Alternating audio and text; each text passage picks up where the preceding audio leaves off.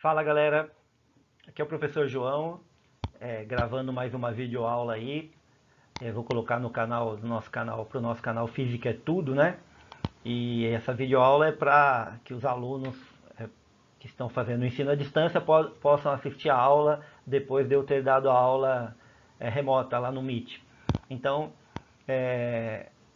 o tema dessa aula de hoje vai ser dilatação térmica, né?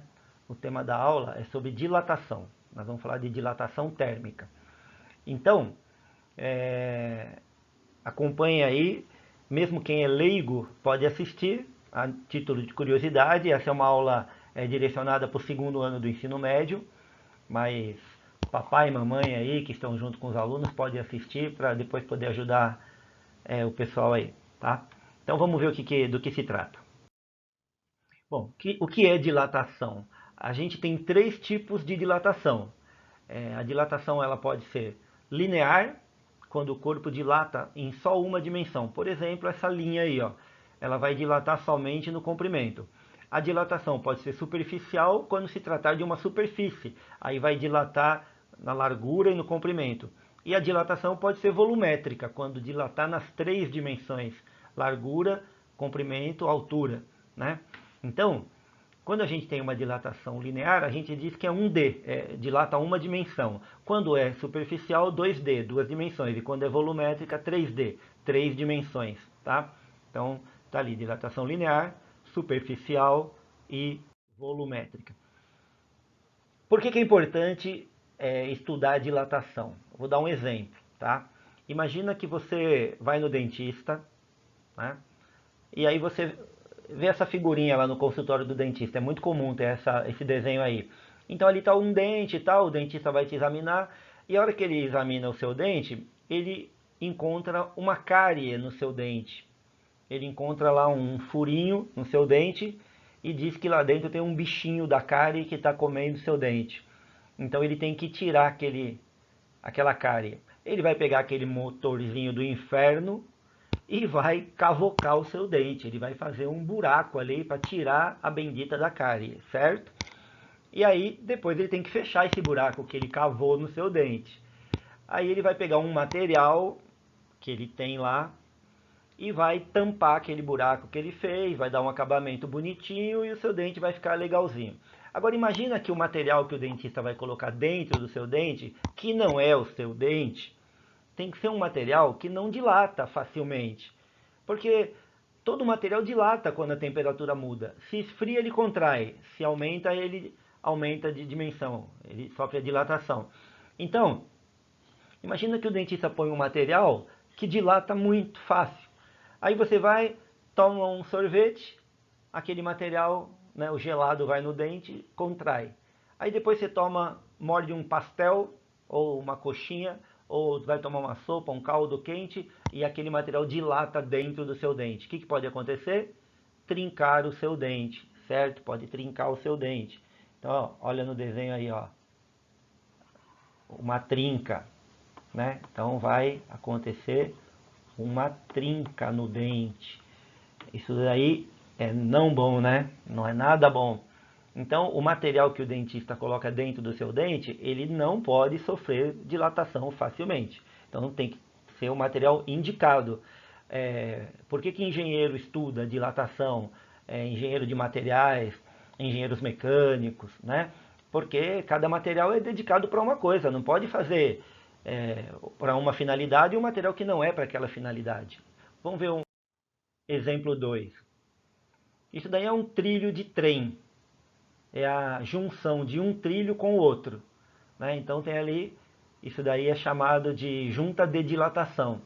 Tem um vão entre um trilho e outro. Não pode encostar um trilho de trem no outro, deixar coladinho. Tem que ter aquela distância que está aparecendo ali ali, ó, mais ou menos nessa direção aqui que eu estou riscando, ó. Mais ou menos ali em cima, no meio da tela, tem uma distância que é para o trilho poder dilatar, né? Se você não deixa essa distância e não dá espaço para essa dilatação, o que vai acontecer? Olha lá o que pode acontecer com o trilho. De um lado esquerdo, um trilho que tem junta de dilatação, e do lado direito um trilho que não tem junta de dilatação. Então o material quer dilatar com o calor, não tem espaço e vai entortar, né? Pode entortar o trilho. Então é uma coisa que a gente pode achar um absurdo, né? Nossa, como é que aconteceu isso? Mas acontece, tá? Então tem que tomar as providências considerando as possíveis dilatação. Vamos ver mais um exemplo. Exemplo 3. Ó, a gente tem aí uma fratura num osso e foi colocado pinos, né? Uma placa e pinos, uma placa de platina, né? Por que platina? Porque a platina é um material que ela não dilata quase nada. Você pode alterar a temperatura e a platina tem um baixo coeficiente de dilatação. Todo material ele tem essa propriedade que chama coeficiente de dilatação. Então o material ele vai dilatar. Alguns dilatam muito, outros dilatam pouco. Quem determina? O coeficiente de dilatação, tá? E aonde está esse coeficiente de dilatação? Tem uma tabela que eu vou mostrar daqui a pouco, onde você pega o coeficiente de dilatação de cada material, ok? Vamos lá. Um outro exemplo, exemplo 4. Eu tenho aí, ó, uma linha de rede elétrica e vocês já devem ter reparado, se perto da casa de vocês tem uma rede desse tipo aí, que tem uma barriga no fio, tá? No cabo lá, tem uma barriga. Por quê? Porque quando está frio, o cabo encolhe um pouco. Quando está quente, o cabo estica, aquela barriga aumenta. Então, aquele fio ele não pode estar esticadinho ali na rede. Por quê? Porque se esfriar ele vai comprimir. Então ele vai puxar. E quando esquentar, ele vai dilatar e vai formar essa barriga. Tá? Então, nesse caso também tem dilatação. Um exemplo 5. Uma grade aí, ó. Uma grade que você vai proteger uma janela da tua casa. Vai dilatar quando o sol bater nela? Vai dilatar. É tão importante quanto a platina que vai dentro do osso de alguém que teve uma fratura? Não é tão importante. É tão importante quanto o material que o dentista vai colocar no seu dente? Não é tão importante.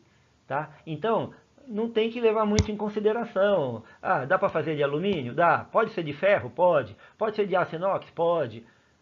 Entendeu? Então, cada material é para a função a qual ele pode ser trabalhado. No caso aí de uma janela, não precisa de fazer uma janela de platina, né? Então, não é o caso. Então, cada material obedecendo a sua qualidade para a função a que ele é determinado. Fórmulas da dilatação. Então, a gente tem, para dilatação linear, ΔL, né? ΔL para linear. ΔA para superficial, é a de área. E ΔV para volumétrica, V de volume. L comprimento, A é área e V é volume. Então, tudo que tem um I ali na frente é inicial. Então, eu tenho ali, na fórmula da dilatação linear, ΔL, delta quer dizer variação, então variação do comprimento. ΔL, variação de comprimento. É LI, comprimento inicial, vezes o alfa, que é o coeficiente de dilatação linear, que eu falei que cada material tem o seu. Não se preocupe com esse número, porque esse número sempre é dado. Tem uma tabela para pegar esse valor aí. E delta θ, essa é uma letra grega chamada θ, que é a temperatura, variação de temperatura. Então, para linear é alfa, para superficial é beta e para volumétrica é gama, o coeficiente. O beta vale 2 vezes o alfa e o gama vale 3 vezes o alfa. Tá? Então essas são as fórmulas. A gente vai ver isso mais detalhado quando for resolver um exercício. Então tem fórmula para calcular dilatação? Tem fórmula para calcular dilatação. Se não tivesse fórmula não seria física, né, mano? Tem que ter fórmula, né? Tudo tem fórmula. Então, tem fórmula para dilatação? Tem fórmula para dilatação. Tenho que decorar, professor? É bom conhecer a fórmula, né? Estuda, faz 1, 2, 3, 4 exercícios que você vai gravar a fórmula. Beleza? Vamos ver. A dilatação linear, que eu falei que dilata só no comprimento, ΔL, olha ali o ΔL. Eu tenho ali um L0, né? A barrinha está num comprimento L0, depois a barrinha sofre uma dilatação, um aumento. A diferença entre o L e o L0, que é o comprimento final e o inicial, é o tal do ΔL. Tá? O ΔL é a diferença entre o comprimento final e o comprimento inicial. Esse ΔL é a dilatação linear, que a gente calcula, beleza? Revendo a fórmula ali, ó. ΔL é igual a L0, a legenda embaixo, ó, onde L0 é o comprimento inicial, vezes o alfa é o coeficiente de dilatação linear, vezes ΔT, ou Δθ. Cada livro, cada autor coloca de um jeito. Pode aparecer Δθ ou ΔT, a mesma coisa, que é a variação de temperatura, que é a temperatura final menos a inicial. Então eu tenho a fórmula, tenho a legenda dizendo o que é cada coisa da fórmula, e beleza. É só seguir a fórmula que dá para calcular essa dilatação. Então, o coeficiente de dilatação linear, ele pega nessa tabela aí, ó. Tem uma tabela. É lógico que eu coloquei essa daí, que é bastante simples. Tem alguns materiais, tem alumínio, cobre, ferro, vidro, chumbo, aço, ouro, zinco, platina e latão. Cada um com o seu valor de coeficiente de dilatação. E a unidade do coeficiente de dilatação é essa unidade aí, ó. Grau Celsius elevado a menos 1. É meio estranha, mas não se preocupa com a unidade, tá? A gente vai na conta jogar só o número. Então, por aí você vê qual material que dilata muito e qual material que dilata pouco. Quem tem o menor coeficiente de dilatação aí da tabela? É a platina, que é 9 vezes 10 elevado a menos 6. O segundo menor é o vidro, 8 vezes 10 a menos 6. Depois a gente tem ali com 12 vezes 10 a menos 6 o ferro e o aço. A gente tem 15 ali para o ouro, 17 para o cobre, e 22 para o alumínio, 25 para o zinco. O latão é 20 vezes 10 a menos 6. Tá bom? Então, precisa do valor do coeficiente? Vai no Google, digita lá, coeficiente de dilatação do alumínio. Você vê no Google. Coeficiente de dilatação do cobre. Você acha no Google. Tá? Hoje em dia está tudo muito fácil. Você não precisa decorar mais essas coisas. Tudo está na tua mão, no teu celular. Né? O computador que a gente tem na mão. Então tá fácil estudar hoje. Tá fácil. Então, vamos embora. Vamos fazer um exemplo aí, ó. Como se fosse um cálculo, tá? Então eu tenho aí, ó, uma barra de alumínio. Ela mede 10 metros de comprimento a 20 graus Celsius. Qual será a dilatação quando a temperatura aumentar para 40 graus Celsius? Dado o coeficiente de dilatação linear do alumínio, alfa igual a 22 vezes 10 a menos 6 graus Celsius elevado a menos 1. Foi tirado da tabela esse valor aí. Então, o que eu tenho de informação aí? Ó? Vou escrever ali para vocês. Dados. Os dados que a gente tem aí. Dados. Eu tenho o comprimento inicial, L0, igual 10 metros. Temperatura inicial, T0. Tudo que tem um zerinho é inicial. T0, 20 graus Celsius.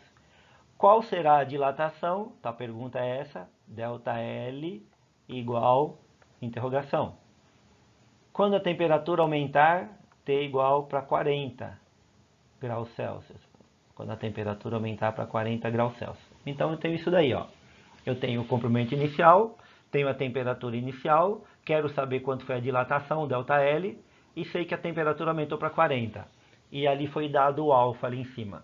Então, fórmula que eu vou usar. ΔL igual L0 vezes alfa vezes ΔT. Essa é a fórmula. Vou fazer um quadradinho na fórmula aqui para ficar bonitinho. Pá. Substitui valor agora. ΔL igual. Quanto é o L0? L0 é 10 metros. Vezes. Quanto é o alfa? 22 vezes 10 elevado a menos 6. Vezes. Variação de temperatura. Ora, a temperatura era 20, passou para 40. Variou quanto? Variou 20. Então a variação de temperatura foi 20, o ΔT. Agora, a gente vai multiplicar todo mundo que não é potência de 10. Por exemplo, eu posso fazer 10 vezes 20 aqui, ó, dá 200. O 10 pode multiplicar aquele 20 lá do final, dá 200. O 200 pode multiplicar o 22. Se eu fizer a continha aqui, ó, 22 vezes 200 vai dar 4.400. Então eu posso colocar aqui, ó, 4.400, copia a potência, vezes 10 elevado a menos 6. Ora, se é potência menos 6, eu posso dizer que a dilatação, ΔL, foi de 0,0044 metros. Eu voltei 6 casas na vírgula, que estava aqui, ó, a vírgula andou aqui para trás, nessa direção, voltou 6 casas, então ficou 0,0044 metros. Então, é 4,4 milímetros, mais ou menos, tá? Porque está em metro ali, 0, primeira casa decímetro, segunda casa centímetro, terceira casa milímetro, quarta casa 44 décimos de milímetro, né? Então é como se fosse 4 milímetros, 4, mais ou menos, tá?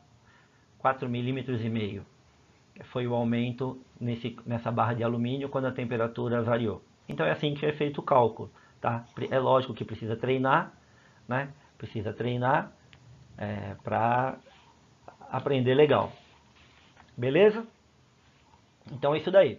Eu espero que vocês tenham gostado dos exemplos que eu citei, né? Da importância de você aprender dilatação, ok? A gente vai trabalhar a princípio na dilatação linear e no meu canal tem um experimento lá de dilatação linear. O canal Física é Tudo. Quem quiser se inscreve no canal e vai ver o experimento lá, ok?